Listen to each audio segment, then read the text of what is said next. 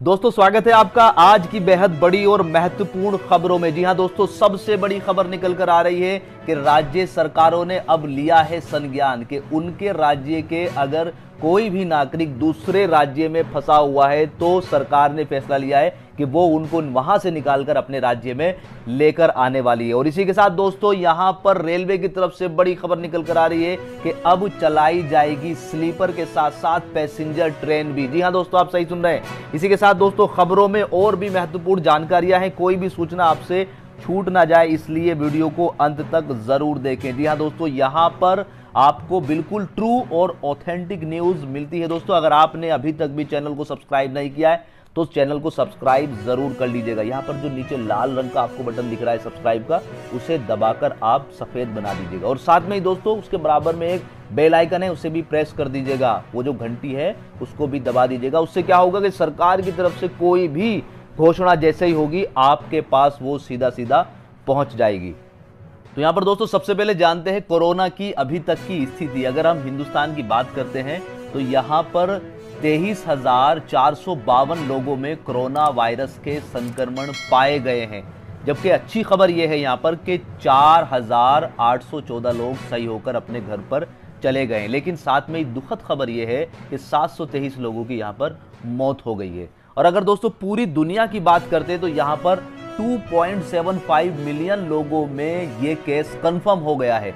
जबकि 75,03,000 लोग जो है वो सही होकर अपने घरों में चले गए हैं। लेकिन दुखद खबर यह है कि यहाँ पर 1,93,000 लोगों की मौत भी हो गई है। तो दोस्तों चलते हैं अपनी सबसे बड़ी खबर पर। जी हां दोस्तों, यहां पर उत्तर प्रदेश के सीएम योगी आदित्यनाथ ने एक बहुत बड़ा फैसला लिया है। जी हां दोस्तों, आपको बता दें कल एक फैसला लिया था कि हमारे यहां पर उत्तर प्रदेश में जितने भी प्रवासी मजदूर हैं उनको अगर कोई दूसरी राज्य सरकार चाहे बुलाना तो वो बुला सकती है, हम तैयार हैं उनको भेजने के लिए। तो यहां पर ही कुछ आलोचना झेलनी पड़ी थी योगी आदित्यनाथ को कि जो बाहर राज्य में है आपके लोग, क्या उनको भी आप बुलाना चाहेंगे? तो कल यहां पर कोई जवाब नहीं दिया था। लेकिन आज बहुत बड़ी खबर निकल कर आई है, योगी आदित्यनाथ जी ने ऐलान किया है कि जो भी हमारे लोग बाहर फंसे हुए हैं किसी भी राज्य में, हम उनको बसों के माध्यम से अब बुलाने जा रहे हैं। जी हां दोस्तों, लॉकडाउन में दूसरे प्रदेशों में फंसे मजदूरों पर योगी सरकार ने बड़ा फैसला लिया है।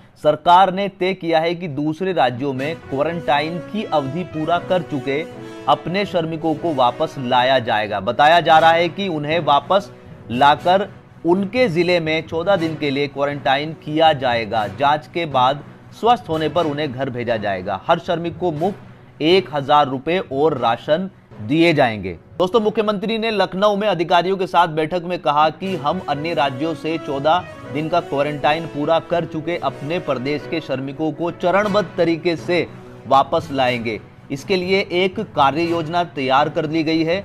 उन्होंने कहा कि इस संबंध में पूरी सूची जारी कर दी जाएगी, जिससे संबंधित राज्य में स्थित प्रदेश के मजदूरों का विवरण दर्ज हो सके। ऐसे लोगों की स्क्रीनिंग व टेस्टिंग कराते हुए संबंधित राज्य सरकार को उन्हें वापस भेजने की प्रक्रिया प्रारंभ होगी। तो दोस्तों यहाँ पर आपको पूरी बात समझ में आ गई होगी। अगर आप किसी भी राज्य में फंसे हुए हैं तो अभी आपको इंतजार करना पड़ेगा उस राज्य सरकार के ऑर्डर का, क्योंकि वहां से जैसे ही आदेश आएगा इधर से बसेस जाएंगी। पहले वहां पर वो लोग निकलेंगे जो 14 दिन का क्वारंटाइन उस राज्य में कंप्लीट कर चुके हैं। फिर वो उत्तर प्रदेश में आएंगे और उत्तर प्रदेश में भी उनको 14 दिन का क्वारंटाइन करना पड़ेगा। उसके बाद वो अपने घर पर जाएंगे। जी हाँ दोस्तों, सीएम साहब ने आदेश दिया है कि 14 दिन क्वारंटाइन करने के लिए पूरी व्यवस्था समय से सुनिश्चित कर ली जाए। इसके लिए शेल्टर होम और आश्रय स्थल को खाली कर सैनिटाइज किया जाएगा। उन्होंने कहा कि इन लोगों के लिए भोजन की पूरी व्यवस्था भी की जाएगी। दोस्तों यहीं पर अगली खबर निकल कर आ रही है रेलवे की तरफ से। जी हां दोस्तों, यहां पर फैसला लिया गया है कि ट्रेनें चलाएंगे लेकिन ज्यादा किराए के साथ और स्लीपर पर ज्यादा जोर दिया जाएगा। जी हां दोस्तों, आप बिल्कुल सही सुन रहे हैं। कोरोना वायरस ने भारत समेत पूरी दुनिया में तबाही मचा रखी है। मोदी सरकार ने इस जानलेवा वायरस को फैलने से रोकने के लिए देशव्यापी लॉकडाउन लगा रखा है, जिसके चलते ट्रेन, मेट्रो, फ्लाइट और सार्वजनिक परिवहन पूरी तरह से बंद है।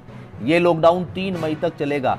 इस बीच रेलवे ने लॉकडाउन के बाद कुछ स्पेशल ट्रेनें चलाने के फॉर्मूले पर विचार कर रही है। जी हां दोस्तों, यहां पर सूत्रों के मुताबिक लॉकडाउन खत्म होने के बाद शुरुआत में कुछ स्पेशल पैसेंजर ट्रेनों को चलाने का प्रस्ताव है। जी हाँ दोस्तों, सही सुन रहे हैं, पैसेंजर ट्रेनें चलाने का प्रस्ताव है। ये ट्रेनें ग्रीन जोन में चलाई जाएंगी और सिर्फ इमरजेंसी में ही लोगों को यात्रा करने की इजाजत होगी।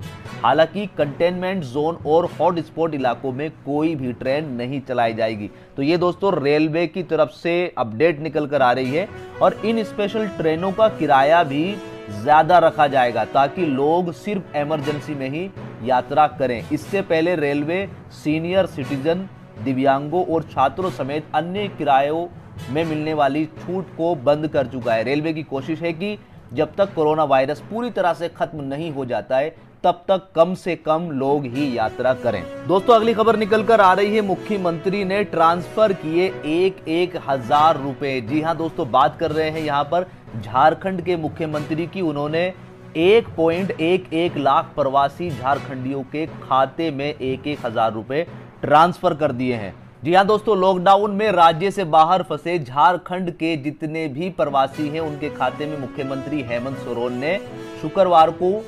डीबीटी के माध्यम से 1,000 रुपए ट्रांसफर किए हैं।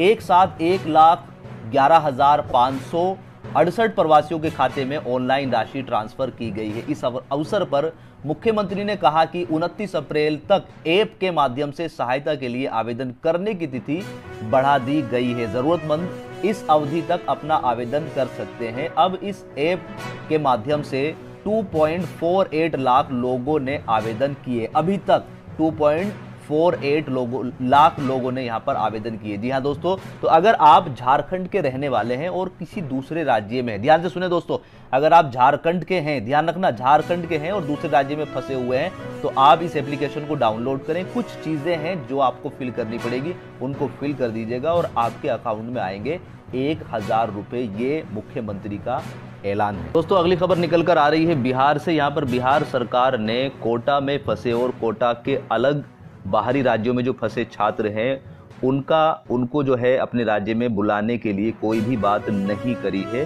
साथ में ही एक हेल्पलाइन नंबर जारी किया है कि इस नंबर पर जो बाहरी छात्र हैं वो संपर्क कर सकते हैं। इसी के साथ अधिकारियों ने बताया कि लगातार इस नंबर पर कॉल आ रही है और छात्र जो है वो भोजन की समस्या को लेकर ज़्यादा परेशान है। विभाग ने दूसरे राज्य के प्रतिनिधि से बात की है कि इन छात्रों की भोजन व स्वास्थ्य की समस्याओं को दूर किया जाए। सरकार के छात्रों को ना बुलाने के फैसले पर छात्र काफी ज्यादा नाराज हैं। यहीं पर दोस्तों अगली खबर निकल कर आ रही है छत्तीसगढ़ से। तो छत्तीसगढ़ की सरकार चाह रही है कि उसके राज्य के जो भी लोग बाहर फंसे हुए हैं, छात्र हो या मजदूर हो, उनको अपने राज्य में बुलाने की पूरी मंशा है। जी हाँ दोस्तों, लॉकडाउन के कारण देश भर के अलग अलग राज्यों में फंसे छत्तीसगढ़ के छात्रों और श्रमिकों की जल्द ही वापसी होगी। यहाँ पर मुख्यमंत्री भूपेश बघेल ने इसको लेकर केंद्रीय गृह मंत्री अमित शाह से बात की है। इस दौरान उन्होंने श्रमिकों और छात्रों की समस्याओं को लेकर जानकारी दी। इस पर गृह मंत्री शाह ने आश्वासन दिया कि राज्य सरकार से प्रस्ताव मिलने पर एक बड़ा निर्णय लिया जाएगा। दोस्तों अगली खबर निकल कर आ रही है महाराष्ट्र से और यहाँ पर महाराष्ट्र लगातार कोशिश कर रहा है कि जो उसके यहाँ पर मजदूर फंसे हुए हैं उनको उनके राज्य में भेजा जाए। जबकि उद्धव ठाकरे जी का कहना है कि हम उनकी सारा प्रबंध किया हुआ है, खाने का इंतजाम किया हुआ है, लेकिन फिर भी मजदूर चाह रहे हैं कि वो अपने घर पर पहुंचे। यहाँ पर महाराष्ट्र के उप मुख्यमंत्री अजित पवार ने रेल मंत्री पीयूष गोयल से आग्रह किया है कि 3 मई को लॉकडाउन खत्म होने के बाद महाराष्ट्र में फंसे कामगारों को उनके गृह राज्य तक ले जाने के लिए मुंबई और पुणे से विशेष ट्रेन चलाई जाए। डिप्टी सीएम पवार ने रेल मंत्री को लिखे पत्र में कहा है कि महाराष्ट्र के विभिन्न हिस्सों में फंसे प्रवासी कामगार लॉकडाउन खत्म होने के बाद अपने घरों को जाने के लिए बड़ी संख्या में बाहर निकल सकते हैं। उन्होंने कहा कि इससे कानून व्यवस्था की समस्या खड़ी हो सकती है। पवार ने कहा कि इससे बचने के लिए रेल मंत्री को विशेष ट्रेनें चलानी चाहिए। यहीं पर दोस्तों उद्धव ठाकरे जी ने भी पहले कहा है कि मुख्यमंत्री उद्धव ठाकरे ने केंद्र सरकार से प्रवासी मजदूरों के लिए गाइडलाइन जारी करने की मांग की थी। दरअसल महाराष्ट्र में लॉकडाउन में फंसे दिहाड़ी मजदूरों के पास कमाई का कोई स्थायी स्रोत ना होने की वजह से वे कई बार सड़कों पर प्रदर्शन के लिए आ चुके हैं। तो दोस्तों ये थे आज के मुख्य समाचार। उम्मीद करता हूं कि आज की जानकारी आपको पसंद आई होगी। अगर वीडियो पसंद आई तो लाइक करना, दोस्तों के साथ शेयर करो और चैनल को अगर अभी तक भी सब्सक्राइब नहीं किया है तो सब्सक्राइब कर लीजिएगा। अपना ख्याल रखिएगा।